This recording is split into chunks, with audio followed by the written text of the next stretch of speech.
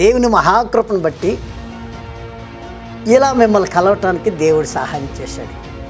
ఎందుకనగా మీకన్నా నాకన్నా అందగాలు ఐశ్వర్యవంతులు ఈ దినాన్ని చూడలేక ఎంతోమంది భూగర్భంలో కలిసిపోయారు.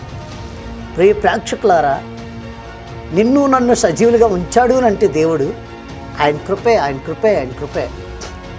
ఈరోజు మీరు చూస్తూ ఉన్నారు, ప్రపంచం అంతా కళ్ళడిల్లిపోతుంది, అతలాకుతం అయిపోతుంది. రోగాల వల్ల, అనేక జబ్బుల వల్ల కొంతమంది చేస్తే, కొంతమంది యుద్ధాల వల్ల చేస్తున్నారు. మరికొంతమంది ప్రకృతి విలయ తాండమాడి భూకంపాలని, వరదలని, తుఫాన్లని ప్రజలు నాశనం అయిపోతున్నారు.